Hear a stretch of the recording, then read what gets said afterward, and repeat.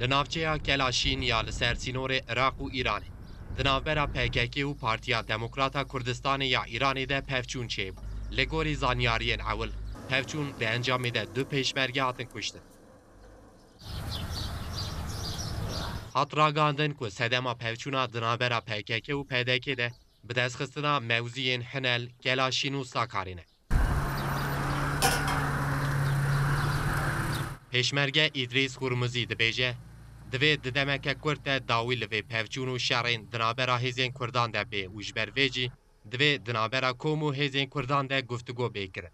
وگرژی و ئاڵۆزەکە حیزبی دیموکرات زۆری حەولدار کە لە ڕێگای دیالۆگ و گفتوگۆ و ئاشتیانەوە چارەسەر بکرێت بەداخەوە ئەم حەولانە کە حیزبی دیموکرات دای ئەمڕۆ بەرەبەیانی لەلایەن هێزەکانی پێکاکایەوە بە چەک و تفەنگ و بەهێرش بۆ سەر پێشمەرگەکانی ئێمە وەڵام درایەوە و تا ئێستا بەداخەوە بۆ زۆرێکی ئەمن ئاگادارم شەڕەکە بەردەوامە لەلایەن هەردوولاوە. نونەرê Hewlêrê Partiya Demokrata Kurdistanê ya Îranê Mihemed Saleh Qadirî jî dibêje ji bo vê pevçûn û birakujiyê divê herkes hişyar be û dev ji karê neyînî berde.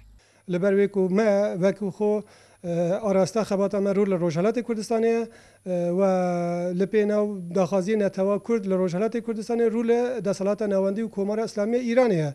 Wextê wisan e ew şerê ku PKK îro tûşî me kirî dûr e li hemû menteqekî siyasî dûr e li hemû prinsîpekî netewî